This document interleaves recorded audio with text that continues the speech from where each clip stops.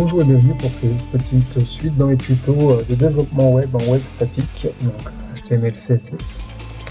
Donc nous avions fini la dernière fois sur une barre de navigation. Nous allons créer notre première section dans le mail, où nous allons intégrer un fond. Nous allons créer une boîte vignettes, enfin 3 boîtes à vignettes, l'une sur le côté, c'est fait. Donc notre code, on avait fini à ce niveau-là. Dans le main, on ouvre une section qui va prendre, donc une section en général, c'est soit un thème, soit la taille d'un écran.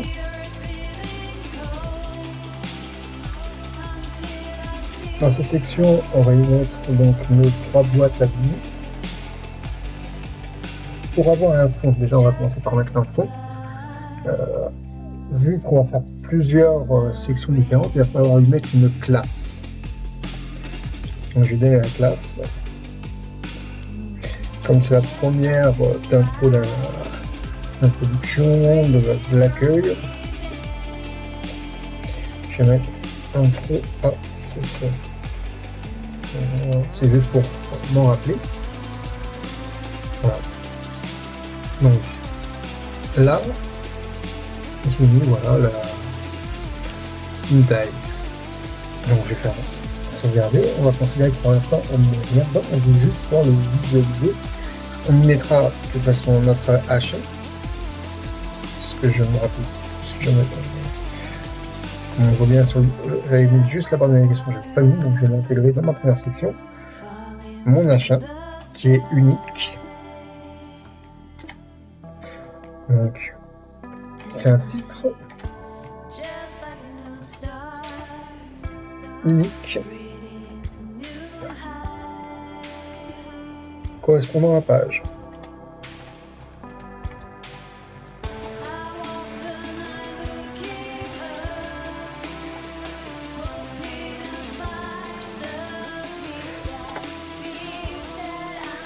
Après viendra le H2.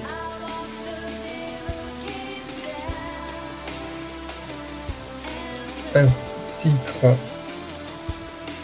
avec un niveau sémantique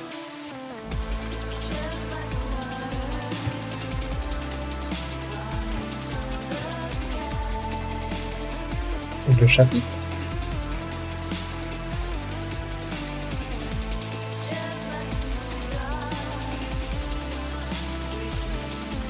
Puis le H3 viendra après.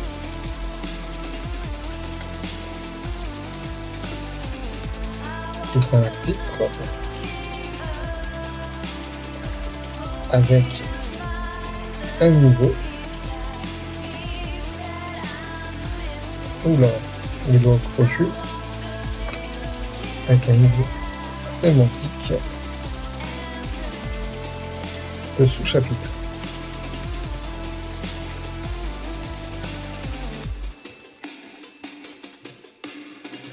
Donc là, on va y mettre dans la suite. Bien sûr, il aurait pu avoir du texte entre. Donc, je vais mettre un exemple. On va mettre un petit paragraphe pour mettre un texte.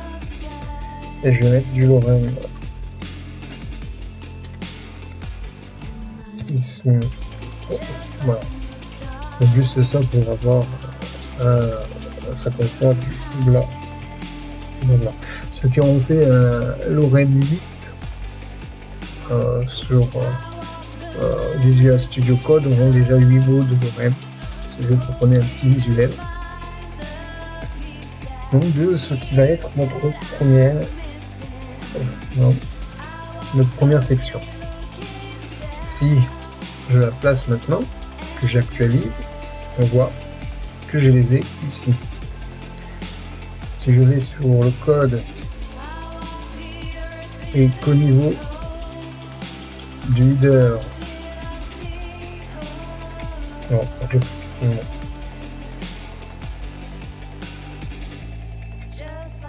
le leader, et dedans je vais mettre un border il me faut 3 informations. L'épaisseur, on va prendre le minimum. Le style, on va prendre une continue. Et surtout la couleur. Et là, j'ai choisi de mettre black. Et ce que je vais faire, comme j'ai fini ici avec le leader, avec le tacle, le main, donc je vais mettre un petit commentaire.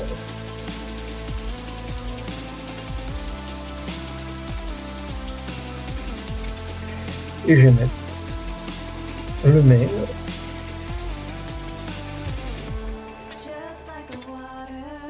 avec la même chose que leader,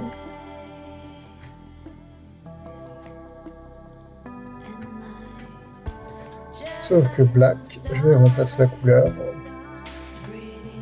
par du red. Si je actualise, on voit bien que le noir et le rouge ici, ça se touche. Donc j'ai bien ma nouvelle section qui se trouve ici. Là j'ai mon ancienne section.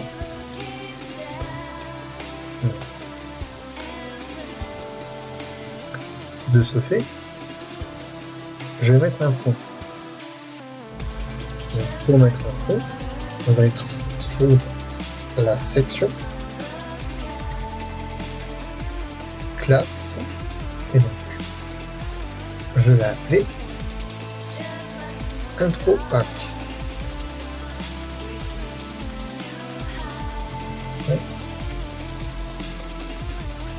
C'est la section dans laquelle je vais mettre un fond d'image et je ne veux pas le mettre en devanture mais en arrière-fond, donc ça va être un background color. Mais comme le background color qui est fait pour un background de fond de couleur unie, je vais prendre un background image. Background image, il va falloir que je donne l'URL. Donc avec la fonction URL. Et je vais amener le chemin où se trouve mon image. Donc, pour l'exemple,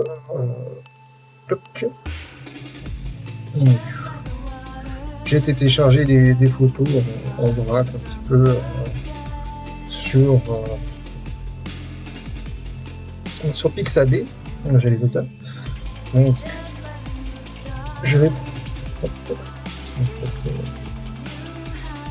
choisir cette photo que je vais mettre en fond. Donc, je vais faire un copier, donc CTRL-C. Ici se trouve mon index, ici se trouve mon CSS, et ici c'est mon dossier pour mettre les images. Et je l'ai fait comme un vrai type où chaque nom de dossier pour les images sera un mot qui va être clé et qui va m'aider dans le développement. Donc je vais mettre développeur web, Isère, Grenoble, et j'arrive ici, donc je vais me mettre dans les fonds. Je vais faire un CTRL-V pour coller mes images. Donc les trois images, affichage grande icône, on voit bien que c'est les mêmes images, sauf que la qualité est pas la même. Là c'est du 640, là c'est du 1280, là c'est du 1209. Le nom est très long et un petit peu embêtant, changeant différent. Je vais commencer par les renommer. Je vais la renommer, comme c'est pour mon feuille index, je vais mettre un petit T, je voulais plutôt être intéressant de renommer en faisant renommer. J'ai gardé le 640 pour savoir la qualité et je vais appeler ça index 1.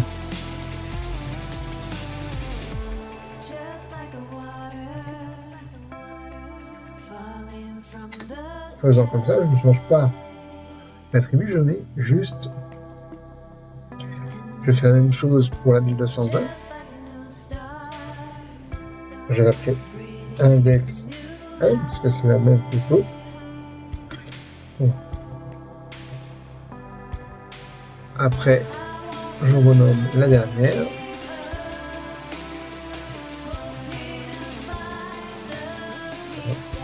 index.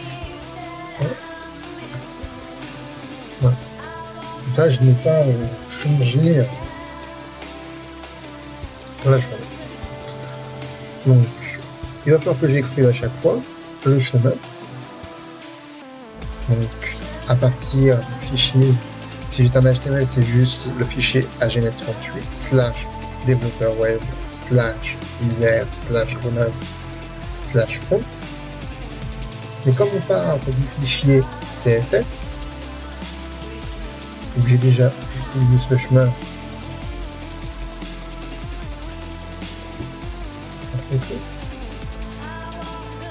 Le ballroom, il va faire remonter au fichier parent, donc point/slash.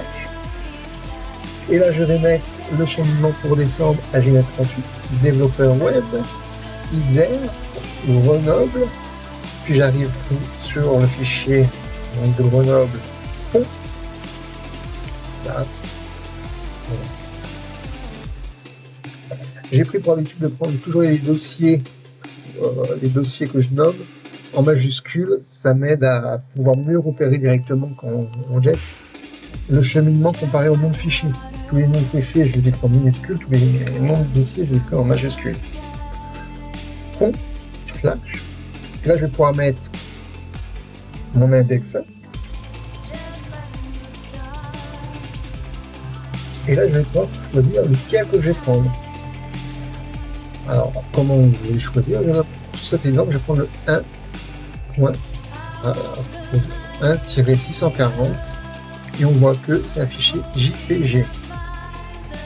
Donc, index 1 640.jpg. Je fais CTRL-S et c'est tout ce que je vais faire pour l'instant.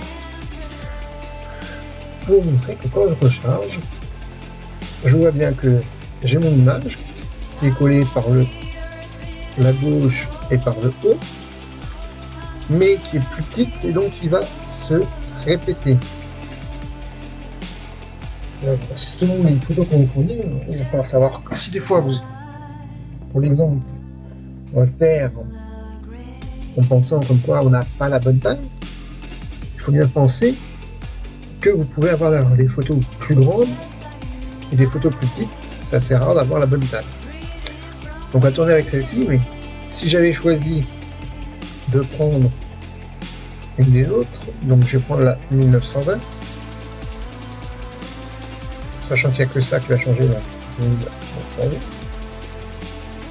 Si je la change, on va bien voir en rechargeant la 1920, je l'ai en tout. Et pour tout, j'aurai à la fin le même visuel qu'avec la 640. La seule différence, c'est que le poids est beaucoup plus lourd. Si vous regardez, le premier fait 334 et la dernière, la plus légère, fait 45. Donc, quand il faut mesurer, et celle-ci qui est entre les deux fait 163. Si j'avais choisi la 163, donc 1280, 280, on va voir que j'actualise, elle dépasse parce qu'elle est plus petite. 1280, c'est la taille fin PC. Un PC normalement est 1250 et plus. 280, on avait une bonne taille à prendre pour être bien responsive. Sur le téléphone, il est mieux prendre une taille 640. Là, c'est une image beaucoup trop grande. Ça, c'est une bonne image par rapport à la taille pour faire une image PC. Ça, c'est plus une taille agréable pour une image de téléphone. Donc, on est avec l'image PC. On a le background. On voit comme quoi il dépasse. Ce qu'il va falloir, c'est de ne pas la répéter. On veut qu'une seule image encore. Donc pour ceci, il nous suffit de dire comme quoi le background repeat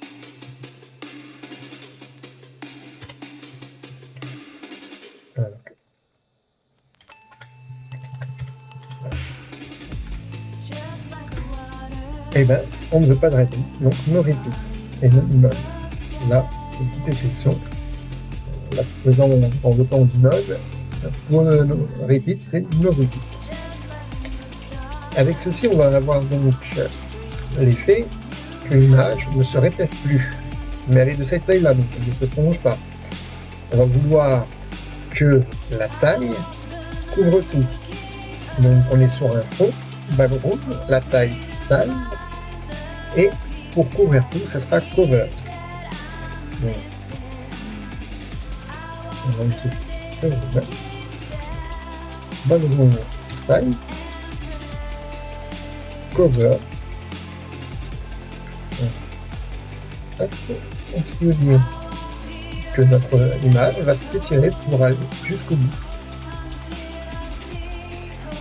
Le seul souci, c'est que là, on n'a pas beaucoup de vues, parce qu'on n'a que ça en texte. Il va falloir lui donner une hauteur pour avoir un visuel. La taille d'un écran d'ici à ici, alors on va faire des changements. Voilà. La taille d'un écran d'ici à ici, de tout en haut jusqu'à tout en bas, c'est 100 VH. Il faut penser qu'on a la petite barre des menus, la barre de navigation et la barre, si vous avez essayé, de votre menu. Donc ça fait à peu près 30% à 40% du visuel. Si je mets 30, si je compte dans 30, je reset un petit peu. On va mettre 40% pour ce qu'il faut, ce qui va nous gêner.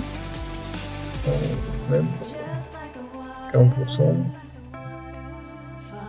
en visuel, la partie, je vais mettre 30%, ce qui veut dire que mon écran, la photo, je voudrais qu'elle fasse 60%, on va dire 40, ouais, 60%, donc 60 VH. Donc, là c'est fait, je vais y mettre une hauteur de 60 VH. Et pas pourcentage, parce que le pourcentage, ça serait le pourcentage du bloc, donc du contenu du bloc qui fait une certaine taille. Là, c'est la taille de 60% de l'écran par la hauteur. Et là, 60%, on voit, ça représente ce bloc. Donc, il y a même plus, hein, parce que l'image, par contre, est beaucoup plus grande. Hein. Parce que si on regarde l'image d'origine, on voit bien que je pars du haut, mais que je ne vois pas le bas. Je vais pouvoir la centrer dans cet espace. Donc pour la centrer, c'est le background, le fond. Et ça va être le background position. On veut centrer, donc center. Avec ceci, mon image maintenant sera centrée. Ça veut dire que ça va découper au-dessus et en dessous, et le centre de l'image correspond au centre du bloc. Par contre, je veux qu'il soit un petit peu plus grand. Je vais utiliser la console, F12. Je vais devoir sélectionner mon bloc entier. Je vais aller sur style, je vais voir pourquoi j'ai l'image à 0, boarding, j'ai le display bloc, et j'ai surtout la hauteur, 60 VH. Je vais cliquer une fois sur le 60 VH. Comme ça, avec la flèche du haut et la flèche du bas, je vais pouvoir augmenter la valeur. Et comme je veux l'agrandir, si je l'agrandis,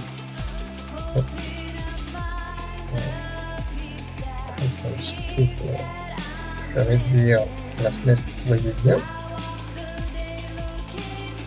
Que je diminue ou que j'agrandisse, mon image est toujours centrée. C'est juste la parcelle que je vois de l'image qui va diminuer. Donc, je vais l'agrandir. Si je mets 93, je suis au niveau. Donc, en fait, je suis au niveau, on ne voit pas qu'il y a quelque chose en dessous. Donc, je vais le réduire à peine. 90, pour montrer qu'il y a un espace en dessous. Il faudra descendre parce qu'il va y avoir un autre côté. Je mets bon comme ceci. Donc 90, c'est ce que je veux. Mais si je ferme et que je réactualise, vu que j'ai pas changé, je reste à la bonne taille. Il faut que je pense à changer ici pour un 90.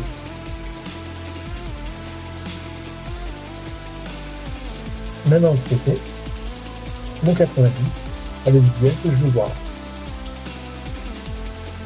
Il va falloir 100% de l'écran pour ça. J'ai mon visuel, les textes.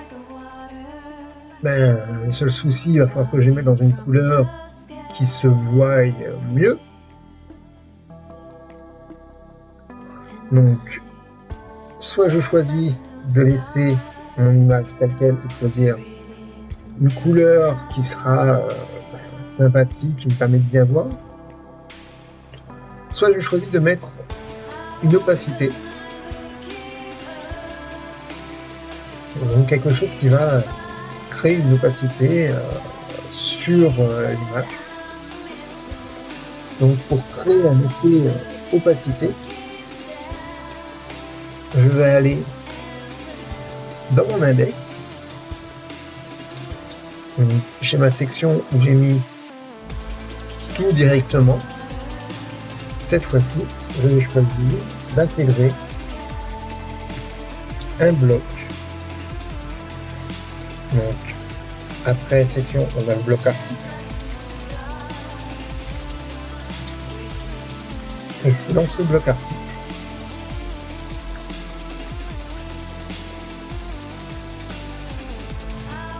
que je vais installer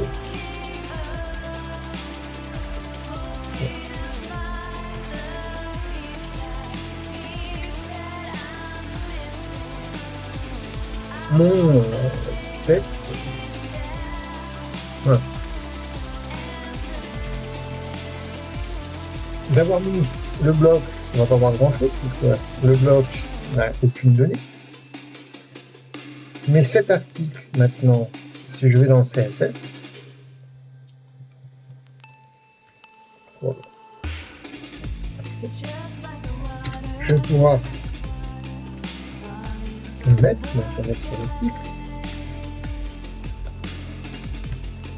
lui donner lui une couleur, donc un fond de couleur plein, un background color,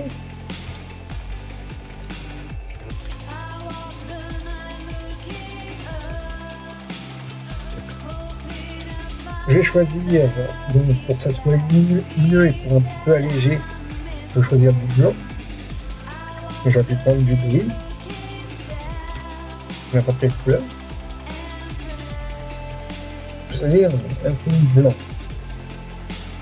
Si je mets ça comme ceci, que je valide, vous allez voir comme quoi le seul problème, il n'y a pas d'opacité, ça met directement du blanc. On voit plus l'image.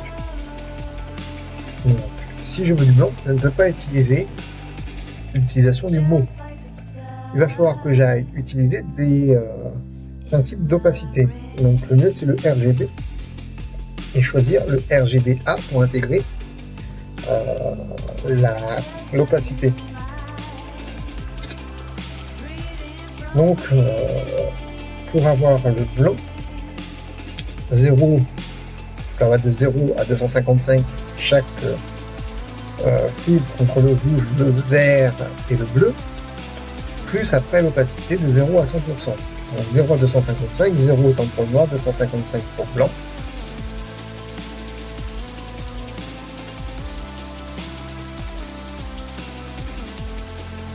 Et l'opacité, si on veut qu'il soit bien visible, c'est 1 qui correspond à 100%. Si je veux diminuer à 0, il faut que ça soit 0, et 10%, 20%, ça sera 0.1 à 0.2. Donc là, je vais mettre 0.3.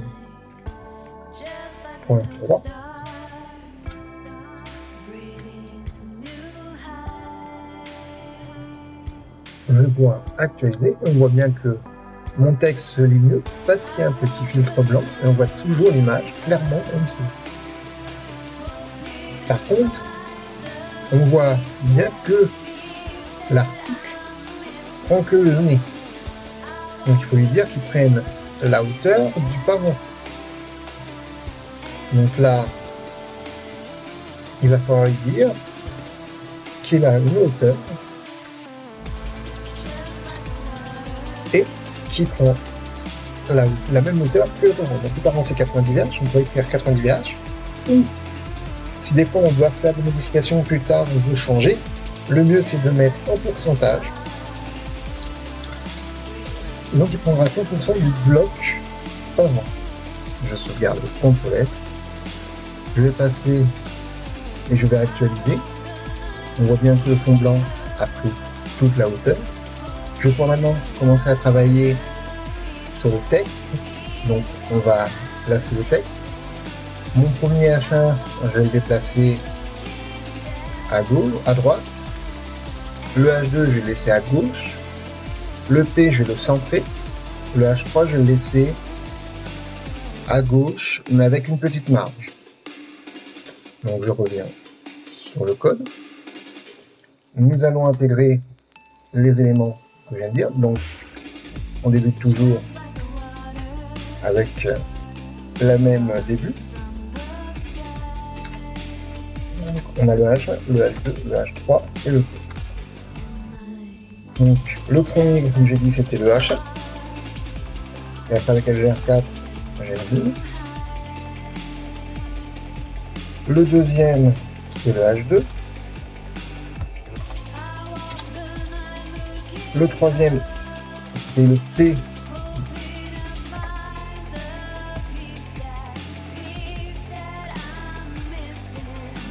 Le quatrième, c'est le H3.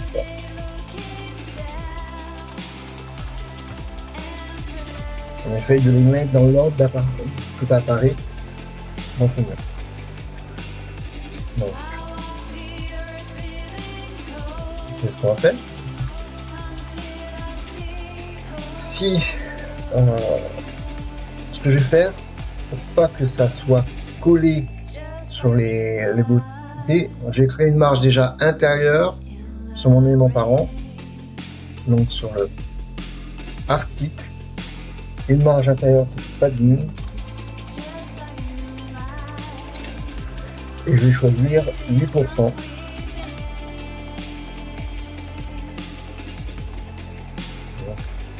Ça va être une bonne idée.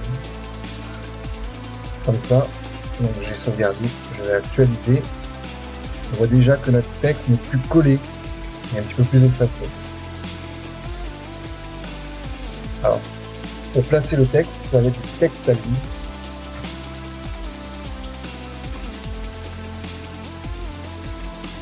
Et comme je le veux à droite, c'est le right. Le H2, je le veux à gauche, donc texte à ligne left. Le P, je veux centrer, ça sera du texte à ligne center.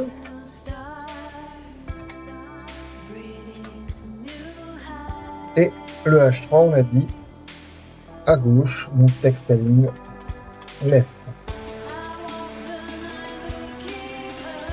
Donc là, on a centré, CTRL S pour sauvegarder, on a centré le texte. Par contre, on va pouvoir, on a déjà une hauteur différente par rapport à c'est du H1, du H2 ou du H3. On va changer la taille et le style en mettant, donc je vais mettre du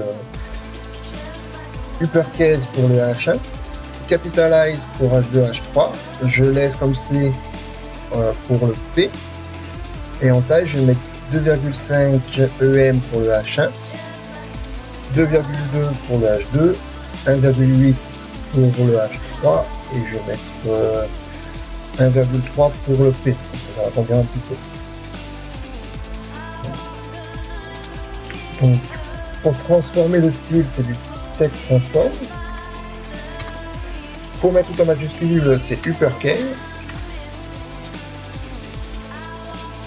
Pour la taille, c'est font size. Et donc j'ai dit 2,5 et la mesure sera des EM pour le H1. Je copie, parce qu'il faut savoir comme quoi les développeurs web ont l'habitude de copier-coller.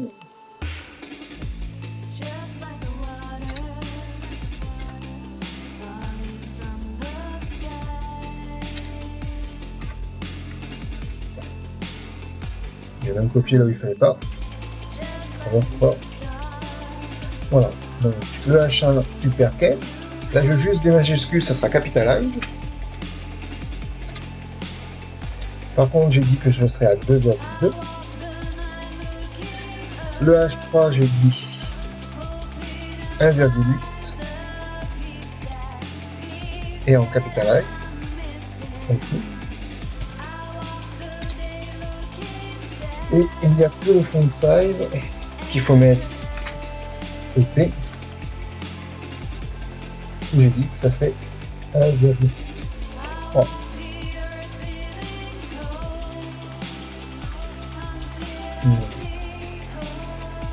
J'ai sauvegardé, je vais actualiser. Comme ça, on va voir beaucoup plus marqué la différence au niveau des tests que tout à l'heure, on voyait un petit peu moins. Ce qui nous reste, c'est que ça ne soit plus collé et donc c'est créé de l'espacement. Je n'ai pas centré pour l'instant. Vous avez vu que je vais faire une petite marge qui ne soit pas collée contre au même niveau, qui soit décalée. Ça, je le ferai après. On va déjà marger, donc espacer. Donc on va espacer par le bas, donc avec une marge extérieure vers le bas. Donc ce sera du margin bottom. Je vais prendre 6, 4, 2 et 1. Donc on revient sur le A. Un margin bottom. 6 VH. Sending CTRL C. CTRL V sur tous.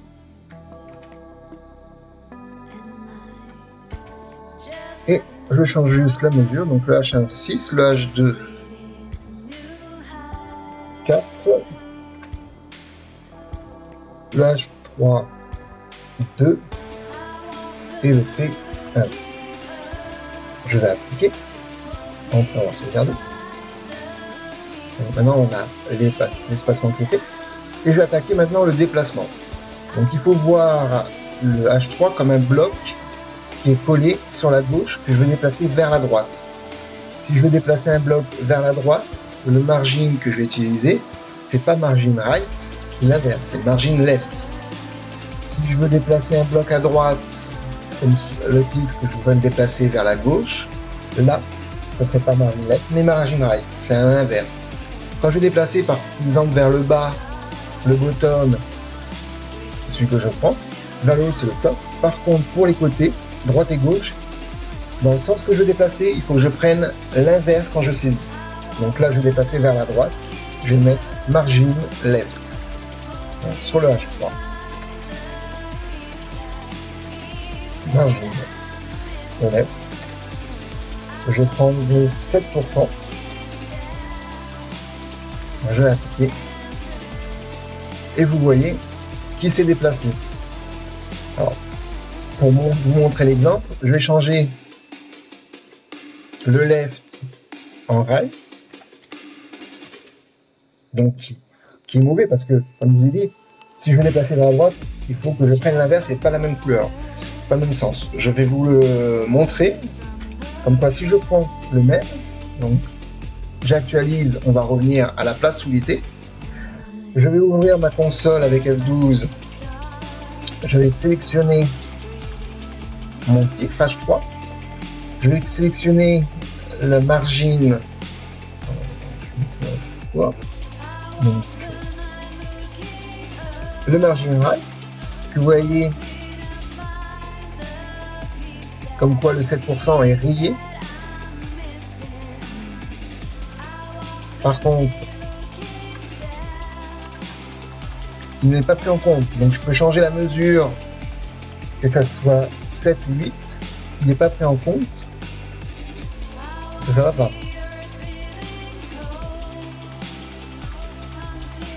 parce que sur la ligne 4, prévaut sur le margin right. Parce que ça n'a pas de sens de faire partir. Or que le margin left,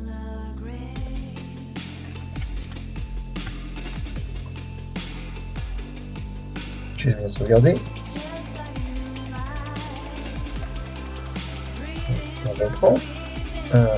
J'actualise ma page. Il a été décalé. Et quand je regarde, le margin left, lui, est bien pris en compte. Et je vais pouvoir changer son emplacement comme je veux. Ouais, vous n'avez pas fait une sauvegarde. Hop, il reprendra sa place. Voilà. Ça sera tout pour cette vidéo sur comment installer une image en fond et un petit peu la disposition des textes. À bientôt. Just like the water falling from the sky.